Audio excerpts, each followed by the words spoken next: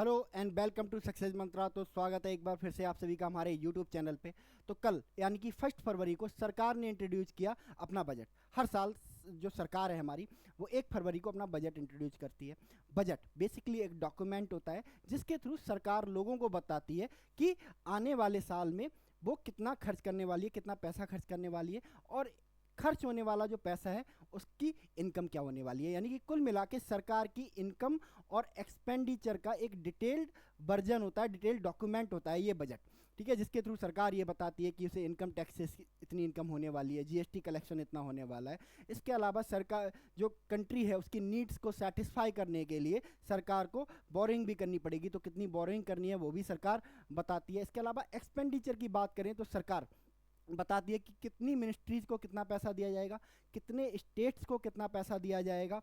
इसके अलावा जो सेंट्रल स्पॉन्सर्ड स्कीम है जो पहले से चल रही हैं उनमें फंडिंग कितनी कितनी की जाएगी। इसके अलावा जो नई सेंट्रल स्पॉन्सर्ड स्कीम है उनको इंट्रोड्यूस करने की बात भी सरकार इसमें करती है कि कौन कौन सी स्कीम जो है आने वाले नियर फ्यूचर में इंट्रोड्यूस की जाएंगी। तो इस बार का बजट बहुत वाइडली डिस्कस किया जा रहा है बिकॉज इस बार का जो बजट है वो एक मिडिल क्लास सेंट्रिक बजट है, यानी कि मिडिल क्लास की नीड्स को सेटिस्फाई करने की कोशिश की गई है।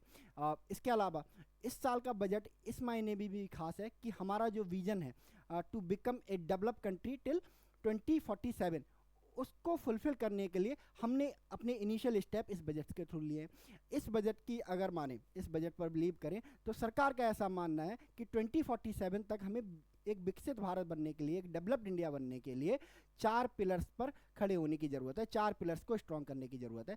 First one is agriculture, second one is आपका MSME, third one is investment in various sectors, और फोर्थ वन इज एक्सपोर्ट। सरकार का मानना है कि अगर हमने इन 4 सेक्टर्स को स्ट्रेंथन कर लिया तो उसके बाद जो हमारा कंट्री है 2047 तक डेवलप कंट्री बन जाएगा। तो हमारा जो पूरा का पूरा बजट है मिडिल क्लास के इर्द गिर्द और इन 4 पिलर्स के इर्द गिर्द घूमता है। तो चलिए जल्दी से डिस्कस कर लेते हैं कि इस साल के बजट में क्या है ऐसा खास जो कि एग्जाम पर्सपेक्टिव से भी बहुत ज़्यादा इंपॉर्टेंट है। तो चलिए शुरू करते हैं। अगर बात करें बजट की तो ओवरऑल बजट जो है हमारा 50 लाख करोड़ के समथिंग है, 50.65 लाख। इसके अलावा फिस्कल डेफिसिट की अगर बात करें तो फिस्कल डेफिसिट जो है 4.4% डिसाइड किया गया है ऑफ जीडीपी। इसके अलावा अगर बात करें जो टैक्स रेसिप्ट है हमारी वो 28.37 लाख करोड़ की हैं। ठीक है, अगर कैपेक्स एक्सपेंडिचर की बात करें तो ये 11.21 लाख करोड़ का है, यानी कि 3.1% ऑफ जीडीपी। तो ये हम बजट के कुछ जिस्ट पॉइंट हैं। चलिए अब हम इनके पिलर्स को, बजट के जो हमारे 4 पिलर्स हैं उनको डिस्कस कर लेते हैं। तो पहला पिलर जैसे कि हमने डिस्कस किया था agriculture, agriculture as the first engine of development. ठीक है, तो सरकार ने एग्रीकल्चर को पहला इंजन माना है डेवलपमेंट का। इस पर बहुत ज़्यादा फोकस किया है और एग्रीकल्चर को प्रमोट करने के लिए जो स्कीम लॉन्च की जाने वाली है नियर फ्यूचर में उसका नाम है प्रधानमंत्री प्राइम मिनिस्टर धन धान्य कृषि योजना डेवलपिंग एग्री डिस्ट्रिक्ट प्रोग्राम। ठीक है, क्या है ये स्कीम? इसके तहत जो 100 डिस्ट्रिक्ट हैं, 100 डिस्ट्रिक्ट जहाँ पे बहुत कम पैदावार होती है, यानी कि जो एग्रीकल्चर है उसकी प्रोडक्टिविटी बहुत ज़्यादा कम है। इसके अलावा जो मॉडरेट क्रॉप इंटेंसिटी है, इसके अलावा बिलो एवरेज क्रेडिट पैरामीटर्स हैं, ठीक है, उनको सिलेक्ट किया जाएगा और वहाँ पर एग्रीकल्चर को प्रमोट करने पर काम किया जाएगा। सरकार का ऐसा स्पेकुलेशन है कि इस स्कीम के थ्रू 1.7 करोड़ फार्मर्स को फायदा मिलने वाला है। तो प्रधानमंत्री यानी कि प्राइम मिनिस्टर धन धान्य कृषि योजना डेवलपिंग एग्री डिस्ट्रिक्ट प्रोग्राम क्या है? 100 डिस्ट्रिक्ट चूज किए जाएंगे। कैसे? जो एग्रीकल्चर में बहुत ज़्यादा पिछड़े हुए हैं, ठीक है, और जिनकी जो फूड क्रॉप इंटेंसिटी है बहुत ज़्यादा कम है, जो क्रेडिट है वहाँ पे बहुत कम पहुँच पाता है, ऐसे 100 डिस्ट्रिक्ट को चूज करके वहाँ पर एग्रीकल्चर को प्रमोट किया जाएगा। और इसके थ्रू कितने लोगों को, कितने फार्मर्स को बेनिफिट देने का प्लान है? 1.7 करोड़ फार्मर्स को बेनिफिट देने का प्लान है। इसके अलावा आत्मनिर्भरता इन पल्सेज, यानी कि सरकार का ऐसा मानना है पल्सेज के फील्ड में हमें आत्मनिर्भरता लानी है। कैसे लानी है? इसके लिए सरकार एक मिशन शुरू करने जा रही है जो 6 ईयर बेस्ड मिशन होगा, 6 ईयर मिशन फॉर आत्मनिर्भरता इन पल्सेज विद फोकस ऑन 3 जो पल्सेज हैं, 3 तरह की पल्सेज हैं, उन पर फोकस किया जाएगा। First one is Toor, second one is urad and third one is मसूर, यानी कि आत्मनिर्भरता इन पल्सेस क्या है, एक 6 ईयर मिशन होने वाला है जिसमें 3 तरह की जो पल्सेज हैं उन पर फोकस किया जाएगा, तूर, उड़द एंड मसूर। थर्ड अगर बात करें comprehensive programme for vegetable and fruit, इसके अलावा सरकार का ऐसा मानना है कि जो फ्रूट एंड वेजिटेबल्स हैं उनको भी प्रमोट हमें करना चाहिए, क्योंकि जो फूड ग्रेन्स हैं उनकी कंप्लीमेंट्री होते हैं ये, ठीक है, न्यूट्रिशियस होते हैं। एक comprehensive programme to promote production, efficient supply, processing and remunerative prices for farmers to be launch in partnership with state, यानी कि स्टेट के साथ पार्टनरशिप करके इनको शुरू किया जाएगा। इसके अलावा बिहार के लिए एक मखाना बोर्ड की एस्टेब्लिशमेंट का प्रोविजन किया गया है। A makhana board to be establish to improve production, processing, value addition and marketing of makhana Bihar का जो है आइकॉनिक प्रोडक्ट माना जाता है लीची के बाद, ठीक है। लीची तो कुछ ही एरिया में होता है बिहार के, बट जो मखाना है ओवरऑल बिहार का एक आइकॉनिक प्रोडक्ट माना जाता है, क्योंकि बिहार में अब इस साल इलेक्शन भी आने वाले हैं, तो बिहार के लोगों को थोड़ा है ना लालच भी देना था। तो दैट इज़ भाई बिहार में एक मखाना बोर्ड की एस्टेब्लिशमेंट की बात करता है ये बजट। चलिए नेक्स्ट, इसके अलावा सरकार का ऐसा मानना है कि एग्रीकल्चर को प्रमोट करने के लिए एग्रीकल्चर प्रोडक्टिविटी को बढ़ाना होगा, क्योंकि जब मुझे किसी चीज़ में फ़ायदा मिलेगा तभी तो मैं करूँगा। आज हमारे यहाँ कोई किसान नहीं बनना चाहता बिकॉज एग्रीकल्चर में बहुत कम प्रोडक्टिविटी होती है, तो प्रोडक्टिविटी को बढ़ाना पड़ेगा। और प्रोडक्टिविटी को बढ़ाने का तरीका क्या है कि हमारे पास हाई यील्डिंग वेराइटी सीड्स होने चाहिए। दैट इज़ वाई हमारी सरकार इस बजट में इंट्रोड्यूस करती है national mission on yielding seeds, national mission on yielding seeds. A national mission on high yielding seed to be launched, aiming at strengthening the research ecosystem, targeted development and propagation of seeds with high yield and commercially availability of more than 100 seed varieties, यानी कि 100 seed varieties को promote किया जाएगा, यानी कि उनके high yielding version बनाए जाएंगे। इसके अलावा बात करें कॉटन की, तो कॉटन में इंडिया का एक ट्रैक रिकॉर्ड रहा है, ठीक है। कॉटन प्रोडक्शन में नंबर 1, कॉटन एक्सपोर्ट में नंबर 1 हम हुआ करते थे किसी टाइम पे, बट अब नहीं रहे। तो हम अपने जो ओल्ड जो हमारी इकोनॉमी है उसको रिवाइव करने की कोशिश कर रहे हैं, और ओल्ड इकोनॉमी का जो पार्ट है वो कॉटन है, ठीक है। तो जो कॉटन प्रोडक्टिविटी है उसको बढ़ाने पर भी फोकस किया जाएगा। एक मिशन स्टार्ट किया जाएगा फॉर कॉटन प्रोडक्टिविटी, एक 5 ईयर मिशन होगा। ये 5 year mission announce to facilitate significant improvement in productivity and sustainability of cotton farming and promote extra long staple cotton variant. इसके अलावा केसीसी की लिमिट को भी बढ़ा दिया गया है। किसान क्रेडिट कार्ड 1998 में इसको शुरू किया गया था।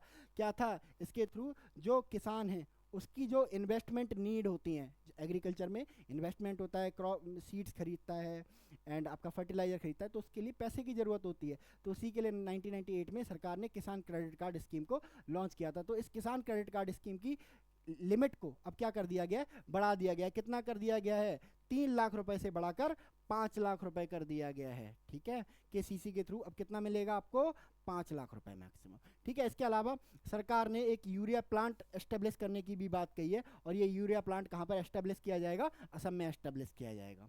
चलिए नेक्स्ट, सेकेंड पिलर जो हमारी इकोनॉमी का है एमएसएमई। तो एमएसएमई को भी बहुत ज़्यादा प्रमोट करने की बात की गई है इसमें, ठीक है।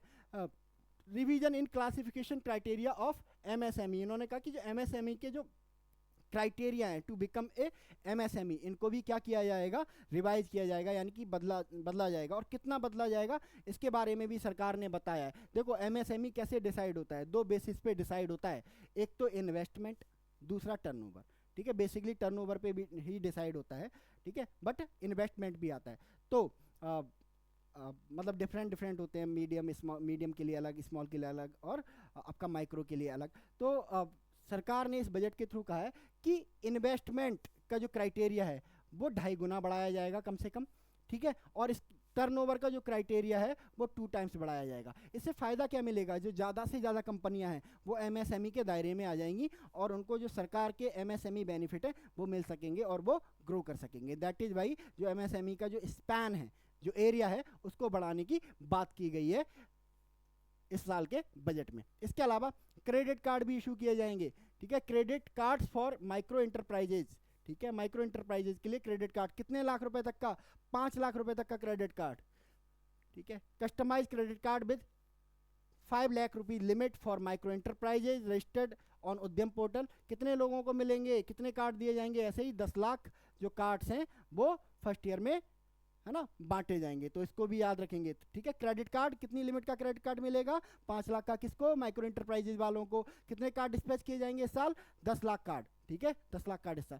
Fund of the fund for the startup, ठीक है, स्टार्टअप के लिए, है ना, एक बड़ा कॉर्पस बनाया जाएगा। कितना कॉर्पस बनाया जाएगा, कितने रुपए का, 10,000 करोड़ रुपए का एक नया कॉर्पस बनाया जाएगा। ये new fund of the fund with expanded scope and fresh contribution of 10,000 crore to be set up. इसके अलावा scheme for first time entrepreneurs, ठीक है, वुमेन, जो औरतें जो बिजनेस में आना चाहती हैं, कहाँ से बिलोंग करती हैं, शेड्यूल कास्ट से बिलोंग करती हैं, शेड्यूल ट्राइब से बिलोंग करती हैं, ऐसी फीमेल्स को क्या किया जाएगा, लोन्स के थ्रू जो बिजनेसेस हैं वो सेटअप कराए जाएंगे। ए न्यू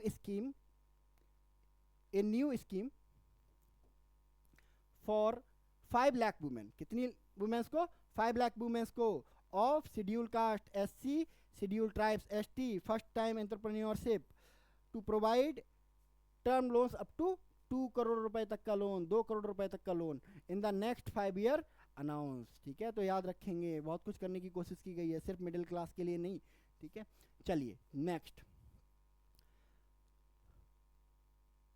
है हमारा हमारी जो टॉय इंडस्ट्री, उस पर भी फोकस करने की सरकार ने बात करी है, ठीक है। चाइना की अगर हम बात करें तो चाइना, अगर हम देखें, है ना, जो 90s के लोग होंगे वो उन्हें रिमेंबर होगा कि चाइना हमारे सामने इंट्रोड्यूस कैसे हुआ मार्केट में, चाइनीज टॉय से, ठीक है। उसने टॉय मार्केट को, यानी कि क्या किया, बचपन से ही हमें क्या करना शुरू कर दिया, ग्रैब करना शुरू कर दिया, एंड अब एज ए यंग जनरेशन हम क्या कर रहे हैं, है ना, चाइनीज प्रोडक्ट इस्तेमाल कर रहे हैं। तो जो बच्चे को कहते हैं ना संस्कार दिए जाते हैं, वैसे ही बच्चे के अंदर मेंटालिटी डाल दो, मेड इन चाइना, तो चाइना ने वही किया था। तो टॉय मार्केट पे फोकस करने की कोशिश की जाएगी कि हम भी ऐसा ही करेंगे। Measures for the toy sector, a scheme to be created high quality, unique, innovative and sustainable toys making India a global hub for toys announce, ठीक है। अभी इसके बारे में कोई डिटेलिंग नहीं दी गई है, बस इतना कहा गया है। इसके अलावा फूड प्रोसेसिंग के लिए सपोर्ट की बात की गई है कि फूड प्रोसेसिंग के लिए भी सपोर्ट दिया जाएगा।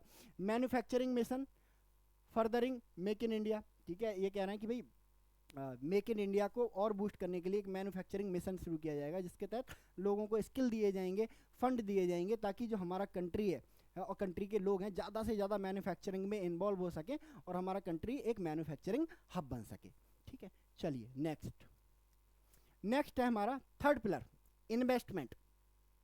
और कहाँ पे इन्वेस्टमेंट, तो इस बजट में हर लेवल पे इन्वेस्टमेंट की बात की गई है। तो सबसे पहली जो इन्वेस्टमेंट होगी वो होगी पीपल्स में, ठीक है।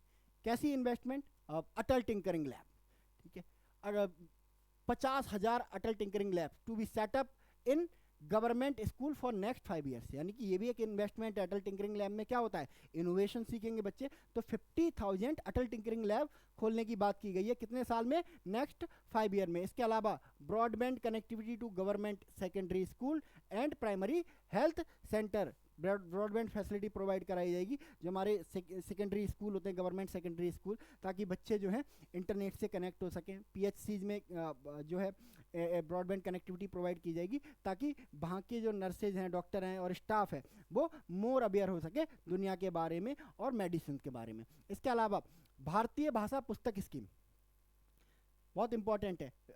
भारतीय भाषा पुस्तक स्कीम एक पोर्टल और एक ऐप टाइप लॉन्च किया जाएगा, जिसके थ्रू जो इंडियन लैंग्वेजेस हैं उनमें जो डिफरेंट किताबें हैं उनको डिजिटली क्या करा जाएगा, लॉन्च किया जाएगा। Bharatiya Bhasha Pustak scheme announce to provide digital form Indian language books for school and higher education, ठीक है। इसके अलावा national centre for excellence for skilling, कितने, 5 नेशनल सेंटर फॉर एक्सीलेंस और स्किलिंग, क्या होगा, स्किल डेवलपमेंट, एक्सीलेंस दिलाने की कोशिश की जाएगी, ताकि लोग क्या हो सके, इनोवेटिव हो सके और स्किल्ड हो सके, ठीक है। इसके अलावा आईआईटीज की कैपेसिटी बढ़ाने की बात की गई है, आईआईटीज की कैपेसिटी बढ़ाने की बात की गई। कितने आईआईटीज में, ठीक है, जो 5 नए आईआईटीज हैं जो 2014 के बाद खुले हैं, उसमें 6,500 जो स्टूडेंट हैं, मोर स्टूडेंट हैं, उनको क्या किया जाएगा, एकोमोडेट किया जाएगा, यानी कि जितनी सीटें हैं उससे 6500 सीटें ज़्यादा। ठीक है,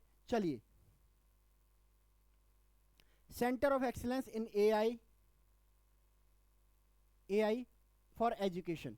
ठीक है, a centre of excellence in artificial intelligence for education to be setup with total outlay of 500 crore. AI आने वाला ज़माना एआई का ही है, और इकोनॉमिक सर्वे में भी इसके बारे में बहुत बात की गई थी कि एआई को इग्नोर नहीं करना है। जो एआई के बारे में थ्रेट बता रहे हैं कि एआई एक दिन क्या करेगा, कंट्रीज पे कब्जा कर लेगा, हमारी मशीनरीज पे कब्जा कर लेगा, ह्यूमन को कंट्रोल कर लेगा। तो उन्होंने कहा डरने की ज़रूरत नहीं है, बट हमें एक ऐसा एआई डेवलप करना है, ऐसी आर्टिफिशियल इंटेलिजेंस डेवलप करनी है जो ह्यूमन फ्रेंडली हो, ह्यूमन कंपटीटर भी नहीं। अगर ह्यूमन कंपटीटर हो जाएगी तो फिर एक दिन क्या हो जाएगी, होस्टाइल में कन्वर्ट हो जाएगी।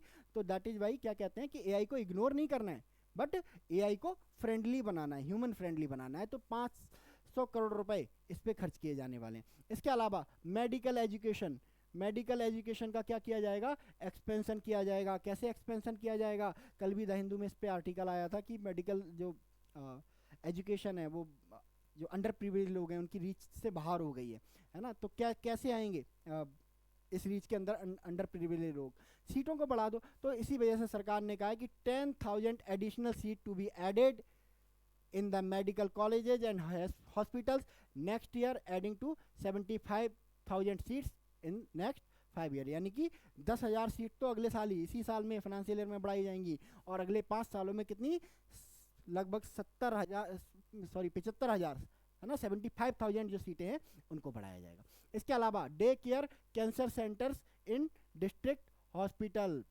ठीक है, ये बहुत प्रोग्रेसिव है क्योंकि कैंसर के मामले हमारे इंडिया में बहुत तेज़ी से बढ़ते जा रहे हैं।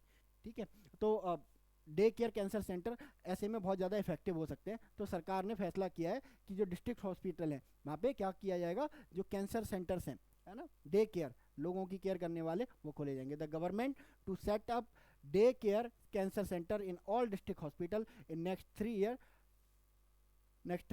years 200 centres in 2025 and 2026। ठीक है, पीएम स्वनिधि, पीएम स्वनिधि क्या है, वेंडर्स को जो पैसे दिए जाते हैं टू रिक्रिएट या फिर रीबूस्ट देयर बिजनेस। कोरोना के बाद जो हो गया था उसको एक्सपेंड कर दिया गया है। ठीक है, और इसके अलावा जो लिमिट है ना, क्रेडिट कार्ड 30,000 की जो यूपीआई लिंक क्रेडिट कार्ड है वो भी इनको प्रोवाइड किए जाएंगे। इसके अलावा social security scheme for welfare of online platform workers. ठीक है, ये एक बहुत प्रोग्रेसिव है। गिग वर्कर्स, गिग वर्कर्स कैसे वर्कर्स होते हैं, नॉन कॉन्ट्रैक्टेड होते हैं है ना, नॉन कॉन्ट्रैक्टेड होते हैं, इनकी इनकम सर्टेन नहीं होती है, पीएफ वगैरह नहीं होता है, यानी कि अनऑर्गेनाइज वर्कर को भी गिग वर्कर कहते हैं। तो इनके लिए सरकार क्या कह रही है कि हम इनके लिए एक आइडेंटिटी कार्ड इशू करेंगे और इनको क्या करेंगे, ई श्रम पोर्टल पे रजिस्टर करेंगे और इसके तहत हेल्थ केयर प्रोवाइड करेंगे अंडर पीएम जन आरोग्य योजना। ठीक है, फ्री हेल्थ केयर इनको किसके अंदर लेके आएंगे, आयुष्मान भारत के अंदर लेके आएंगे। ठीक है, चलिए नेक्स्ट, इन्वेस्टिंग इन इकोनॉमी। कहते हैं भाई अब जो इन्वेस्टमेंट है वो इकोनॉमी में भी करनी पड़ेगी, public private partnership in infrastructure. ठीक है, कैसे होगा ये इंफ्रास्ट्रक्चर, जो मिनिस्ट्रीज हैं वो आएंगी है ना, बहुत सारी मिनिस्ट्री, इंफ्रास्ट्रक्चर रिलेटेड जो मिनिस्ट्री हैं, 3 year पाइपलाइन ऑफ प्रोजेक्ट। ठीक है, in PPP mode, state also encourage. ठीक है, कह रहे हैं कि भाई बहुत सारी जो मिनिस्ट्री हैं वो एक क्या लेके आएंगी, 3 year पाइपलाइन प्रोजेक्ट लेके आएंगी, जिसमें जिन्हें पूरा किया जाएगा पब्लिक प्राइवेट पार्टनरशिप्स के साथ या फिर स्टेट्स के साथ। जल जीवन मिशन, इसको एक्सटेंड कर दिया गया है टिल 2028 तक के लिए। Urban challenge fund, urban challenge fund बनाया गया है, एंड अर्बन चैलेंज फंड कितने लाख करोड़ रुपए का, 1 लाख करोड़ रुपए का। ठीक है, to implement proposal for cities as growth hub. इसके अलावा क्रिएटिव रिडीवल redevelopment of cities and water and sanitation allocation of 10,000 crore rupees proposed for 2025-2026। ठीक है, चलिए नेक्स्ट, न्यूक्लियर एनर्जी मिशन, जो आने वाला समय है उसमें हमें क्या करना है, क्लाइमेट और डेवलपमेंट दोनों को बैलेंस करके चलना है। ठीक है, तो ऐसे में क्या है, हमें न्यूक्लियर एनर्जी को प्रमोट करना पड़ेगा, बिकॉज सोलर एनर्जी बहुत ज़्यादा महंगी है, विंड एनर्जी उतनी ज़्यादा एफिशिएंट अभी हो नहीं रही है। तो अगर हमें तेज़ी से क्लाइमेट फ्रेंडली डेवलपमेंट चाहिए तो हमें किसकी तरफ बढ़ना पड़ेगा, न्यूक्लियर एनर्जी की तरफ बढ़ना पड़ेगा। तो सरकार ने बोला है कि विकसित भारत के लिए जो उसके जो एक्ट्स हैं, atomic energy act and the civil liability for nuclear damage act, इनको क्या किया जाएगा, अमेंड किया जाएगा।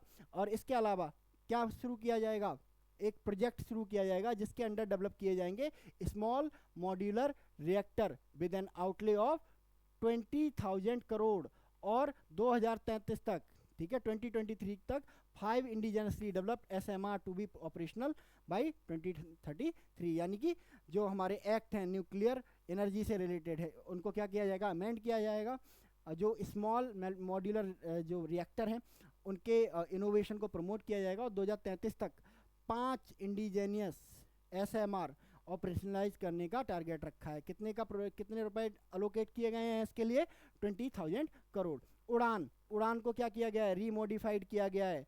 कैसे रीमोडिफाइड किया गया है, 120 न्यू डेस्टिनेशंस को जोड़ा गया है, ठीक है, एंड 4 करोड़ पैसेंजर आने वाले 10 सालों में और इससे जोड़े जाएंगे। यानी कि कुल मिला के एक्सटेंड कर दिया गया है। अब मोर जो एयर स्ट्रिप हैं, हेलीपैड्स हैं, इसके तहत डेवलप किए जाएंगे। इसके अलावा ग्रीनफील्ड एयरपोर्ट मिला है किसको, बिहार को मिला है। पटना का एक एक्सटेंशन में, जो पटना एयरपोर्ट है उसके एक्सटेंशन के रूप में इसको बनाया जाएगा। चलिए, टूरिज्म पे बहुत ज़्यादा फोकस किया गया है इसमें, ठीक है, और एक नहीं दो नहीं, कितनी 50 टूरिस्ट डेस्टिनेशन साइट्स क्या की जाएंगी, डेवलप करी जाएंगी फास्ट फॉरवर्ड मोड में, ताकि इंडिया को टूरिज्म के फील्ड में आगे बढ़ाया जा सके, ठीक है। अगर बात करें इन्वेस्टिंग इन इनोवेशन, तो रिसर्च डेवलपमेंट एंड इनोवेशन कितने 20,000 करोड़ रुपए, है ना, अलोकेट किए गए इस सेक्टर में, है ना, प्राइवेट सेक्टर में रिसर्च डेवलपमेंट और इनोवेशन को प्रमोट करने के लिए। इसके अलावा deep tech funds of the funds, ये भी एक बनाया जाएगा, सरकार ने बताया इसके बारे में बजट में, बट कितना ये नहीं बताया। PM रिसर्च फेलोशिप, यानी कि इस साल 10,000 फेलोशिप्स और दी जाएंगी, जिससे क्या किया जाएगा, इनोवेशन को प्रमोट किया जा सके। चलिए, ज्ञान भारतम मिशन, क्या है ज्ञान भारतम मिशन, ठीक है। अब इसके साथ क्या किया जाएगा, जो हमारा कल्चर है, जो हमारी हेरिटेज है, ठीक है, जो हमारी एंशियंट नॉलेज है, उसको डिजिटाइज किया जाएगा। ये Gyan Bharatam mission for survey, documentation and conversation of our manuscript heritage with academic institution, museums, libraries and private college collectors to be undertaken to cover more than 1 crore manuscript announce. जो manuscript है उनको क्या किया जाएगा, है ना, डिजिटाइज किया जाएगा, ठीक है। तो ज्ञान भारतम मिशन इंपॉर्टेंट है एग्जाम परस्पेक्टिव से, याद रखेंगे, पूछ सकता है कि ज्ञान भारतम मिशन है क्या है ना, स्टेटमेंट 1 स्टेटमेंट 2, या फिर सिंपल 4 ऑप्शन दे देगा क्या है क्या नहीं है, ठीक है। तो इस तरह से क्वेश्चन पूछेगा। चलिए नेक्स्ट, लास्ट इंजन हमारे डेवलपमेंट का, और वो है एक्सपोर्ट, ठीक है। तो एक्सपोर्ट प्रमोशन मिशन शुरू करने की बात कही गई है। An export promotion mission with sectoral and ministerial target driven jointly by ministries of commerce, MSME and finance to be set up. इसके अलावा भारत ट्रेड नेट, इसकी बहुत ज़्यादा चर्चा हो रही है, एक इंटरनेशनल सर्किट बनाने की बात करता है। Bharat trade net BTN for international trade to be set up as a unified platform for trade documentation and financing solution. क्या है, ठीक है, इंटरनेशनल ट्रेड के लिए अभी क्या है, इस मिनिस्ट्री में जाओ, उस मिनिस्ट्री में जाओ, कॉमर्स में जाओ, फाइनेंस में जाओ, एक सिंगल 1 स्टॉप सॉल्यूशन बनाया जाएगा जिसका नाम होगा भारत ट्रेड नेट, ताकि जो इंटरनेशनल जो ट्रेड है उसको क्या बनाया जा सके, स्मूथ बनाया जा सके। इसके अलावा नेशनल फ्रेमवर्क फॉर GCC, क्या है, global capacity centre, a national framework to be formulated as guidance to states for promoting global capability center in emerging tier 2 cities, ठीक है। चलिए नेक्स्ट, इसके अलावा कुछ और रिफॉर्म्स जो सरकार ने इस साल किए हैं। FDI इन इंश्योरेंस सेक्टर, ठीक है, FDI मतलब फॉरेन डायरेक्ट इन्वेस्टमेंट, इसको बढ़ाकर कितनी हुआ करती थी, 74% ऑटोमेटिक रूट से था, इसको बढ़ाकर कितना कर दिया गया है, 100% कर दिया गया है, ठीक है, to be raise from 74% to 100%, ठीक है। इसके अलावा ग्रामीण क्रेडिट स्कोर, अब जैसे हमारा क्रेडिट स्कोर होता है ऐसे ही ग्रामीण क्रेडिट स्कोर बनाया जाएगा, जिससे किसको, सेल्फ हेल्प ग्रुप को जो है सपोर्ट किया जा सके। जिसको सेल्फ हेल्प ग्रुप ऐसे होते हैं जो पैसे ले लेते हैं, देन लेके भाग जाते हैं, बहाने बना देते हैं, नहीं देते हैं, तो ऐसे लोगों का क्या बनाया जाएगा, क्रेडिट स्कोर बनाया जाएगा, ताकि जो जेन्युइन सेल्फ हेल्प ग्रुप हैं उनको क्या किया जा सके, सपोर्ट किया जा सके, ठीक है। इसके अलावा high level committee for regulatory framework, ठीक है, a high level committee for regulatory framework to be setup for a review of all non financial regulation certification, licence and permission. ठीक है, क्या किया जाएगा, जो नॉन फाइनेंशियल सेक्टर हैं उनके रेगुलेशन के लिए, ठीक है, कि उनका रेगुलेशन कैसा किया जाए, डी रेगुलेशन की बात हो रही है, उनको कैसे डी रेगुलेट किया जाए, कैसे लाइसेंस की जो प्रोसेस है उनके लिए स्मूथ किया जाए, इसके लिए एक हाई लेवल कमेटी भी सेटअप की जाएगी। ठीक है, investment friendliness index of state, ठीक है, इसको सेटअप किया जाएगा, है ना, कि एक रैंकिंग बनाई जाएगी हर साल, नीति आयोग ही बनाएगा मोस्ट प्रोबेबली, जिसके थ्रू ये बताया जाएगा कि कौन सा स्टेट जो है बहुत ज़्यादा इन्वेस्टमेंट फ्रेंडली है। ठीक है, और कुछ पैरामीटर्स दे दिए जाएंगे कि अगर आप इनको फॉलो करते हो तो आपकी रैंकिंग सुधरेगी। तो देखते हैं नियर फ्यूचर में क्या होने वाला है, बट 2025 में ये लॉन्च होगा। जन विश्वास बिल 2.0 इसको लॉन्च किया जाएगा। क्या है ये जन विश्वास बिल, जो ईज ऑफ डूइंग बिजनेस है ना, बिजनेस करने के लिए जो पुराने रूल्स एंड रेगुलेशंस हैं, लीगल फ्रेमवर्क हैं, उनको ख़त्म करके, ठीक है, और क्या करना है ना, नए रूल्स एंड रेगुलेशन लाना, या फिर जो पुराने लीगल फ्रेमवर्क है बिजनेस को लेके उनको क्या करना, बीकन करना, ताकि लोगों को काम करने में, बिजनेस करने में आसानी हो। तो ये लाया जाएगा जन Vishwas bill 2.0। Jan Vishwas bill 2.0 to be decriminalize more than 100 provisions in various laws. The bill will decriminalize outdated legal provisions for ease of doing businesses. ठीक है, चलो next part B, most awaiting part है ना, जिसको बहुत सेलिब्रेट किया जा रहा है इंडिया में। ठीक है, और टैक्स से रिलेटेड होता है, तो डायरेक्ट टैक्स। ठीक है, तो इनकम टैक्स खत्म कर दिया गया, बिल्कुल नहीं, 12 लाख तक का। ठीक है, तो no personal income tax payable up to income of 12 lakh rupees. ठीक है, अगर बात करें सैलरीड एम्प्लॉयज के लिए, तो सैलरीड एम्प्लॉयज के लिए 12 लाख नहीं है, ये 12.7 लाख है, क्योंकि उनका स्टैंडर्ड डिडक्शन हो जाता है। ठीक है, salary due to standard deduction of 75,000 rupees. ठीक है, तो नॉर्मल केस में है ना, अगर आप बिजनेसमैन वगैरह हो तो प्रॉपर्टीज वगैरह ओन करते हो तो आपको इनकम टैक्स पे कितने तक की छूट है, अगर 12 लाख तक की इनकम है तो no income tax payable. But अगर आप सैलरीड एम्प्लॉय हो तो आपकी जो इनकम है 12.75 लाख होनी चाहिए, तभी आपको टैक्स से एग्जम्पशन मिलेगा। ठीक है, इसके अलावा TDS tax deduction at source and TCS tax collected and source, इसमें भी क्या किया गया है, बहुत ईज कर दिया गया है। क्या किया गया है, जो सीनियर सिटीजन्स हैं, है ना, limit for tax deduction on interest for senior citizen doubled. ठीक है, कितनी हुआ करती थी, 50,000, इससे बढ़ा के कितना कर दिया गया है, 1 लाख रुपए कर दिया गया है। ठीक है, इसके अलावा जो हाउस रेंट है उसकी जो लिमिट है वो बढ़ा के कर दी, उस पर जो TDS की लिमिट है वो बढ़ा के कितनी कर दी गई है, पहले 2.40 लाख थी और अब इसको बढ़ा के कितना कर दिया गया है, 6 लाख कर दिया गया है। तो TDS और TCS पे भी बहुत ज़्यादा रिलैक्सेशन दिया गया है सरकार की तरफ से। अगर बात करें इनडायरेक्ट टैक्सेस की, तो बहुत सारे टैरिफ जो हैं ख़त्म कर दिए गए हैं। ठीक है, 7 टैरिफ ख़त्म कर दिए गए हैं। ठीक है, अब कितने बचे हैं, 8 बचे हुए हैं, है ना, जितने भी टैरिफ थे बारी बारी खत्म करते जा रही है सरकार। ठीक है, 7 इस साल खत्म कर दिए, अब कितने बचे हैं, 8 बचे हुए हैं। इसके अलावा अब एक सेस या सरचार्ज से ज़्यादा नहीं लगाएगी, बहुत सारे सेस या सरचार्ज लगा दिया जाए, टैक्स के ऊपर टैक्स, जो सब टैक्स होते हैं उन्हीं को सेस या सरचार्ज कहते हैं। बट अब एक से ज़्यादा, एक ही सेस लगेगा या एक ही सरचार्ज लगेगा। Therefore social welfare surcharge on 82 tariff line that subject to cess exempted. ठीक है, जो सोशल वेलफेयर के नाम पे लगाया जाता था। ठीक है, इसके अलावा जो 30 लाइफ सेविंग ड्रग्स हैं, ठीक है, और जो मेडिसिन हैं उनको क्या कर दिया गया, टैक्स यानी कि कस्टम ड्यूटी से फुल्ली एग्जम्प्ट कर दिया गया है, बेसिक कस्टम ड्यूटी से। इसके अलावा 6 life saving medicine to attract concessional custom duty of 5%। ठीक है, चलिए, तो ये रहा बजट हमारा, है ना। अब जो टैक्स, डायरेक्ट टैक्सेस के बारे में हमने पढ़ा और क्या क्या हमारे 4+ में होने वाला है, तो आप इसको अच्छे से स्टडी करेंगे एक बार। इसकी जो PDF है वो आपको हमारे टेलीग्राम चैनल पे मिल जाएगी। तो इस वीडियो में इतना ही रखते हैं। Thank you so much and God bless you all.